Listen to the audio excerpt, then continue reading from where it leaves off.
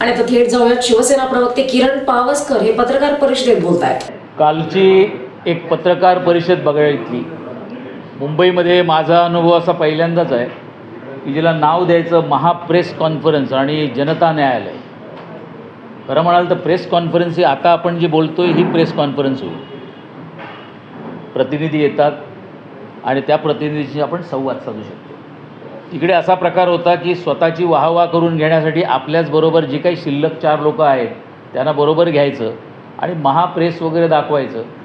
पण मला असं वाटतं की न्यायालयामध्ये आपणच गेलात, झालेल्या जो निकाल आला त्याच्या विरोधात आपण तिकडे गेलेले आहात सुप्रीम कोर्टामध्ये.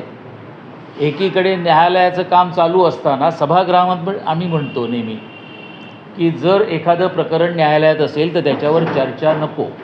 पण आपल्याकडे मात्र एकीकडे न्यायालयात जायचं आणि दुसरीकडे अशा पद्धतीने मीडियाच्या समोर यायचं आणि एक दाखवायचं वेगळं वातावरण. मला वाटतं हा न्यायालयाचा अवमान काल झालेला आहे आणि याबाबत सुमोटो कारवाई होणं ही तेवढीच गरजेची आहे. म्हणजे असं होईल की कोणी वाटेल तसे नंगानाच करत राहतील, कुठचाही पक्ष असेल, आणि एक मीडिया ट्रायल चालू होत जाईल. म्हणजे एक वेगळं न्यायालय उघडली जातील. त्याला कुठेतरी चाप बसला पाहिजे, त्याच्यावर कारवाई व्हायला पाहिजे.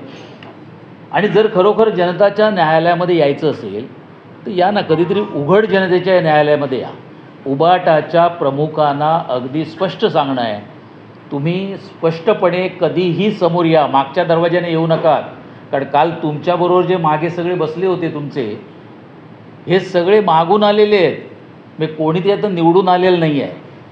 जर खरोखर उबाटाचे प्रमुख कुठच्याही मतदारसंघातनं उभं राहणारे असतील तर माझ्यासारखा एखादा शिवसैनिक पण तुम्हाला चॅलेंजन उभा राहील.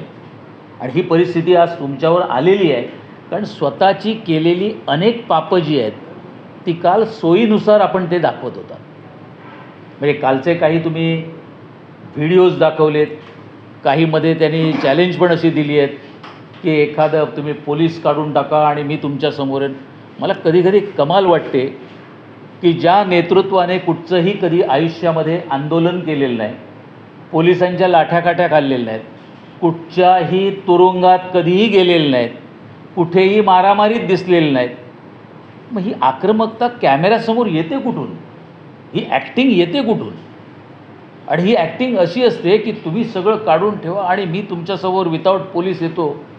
ते पण कोणाला तुम्ही चॅलेंज देत आहे? जे रस्त्यावर 24 तास असतात, ज्यांनी भगवा झेंडा सातत्याने फडकत राहावा महाराष्ट्रामध्ये म्हणून अहोरात्र ज्यांनी काम केलं आहे, अशा तुमच्या शिवसैनिकांविषयी फक्त ते तुम्हाला सोडून गेले म्हणून सुरुवात, आडवा तुडवा ही भाषा शोभत नाही तुम्हाला.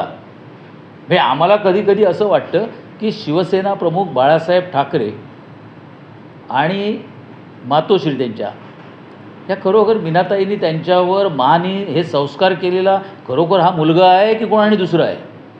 हा काय प्रकार आहे?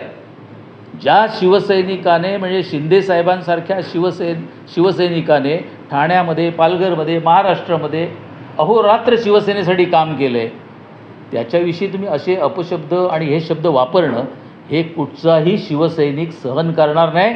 आणि याचं मात्र उत्तर तुम्हाला तुडवून देऊन दाखवणार जनता.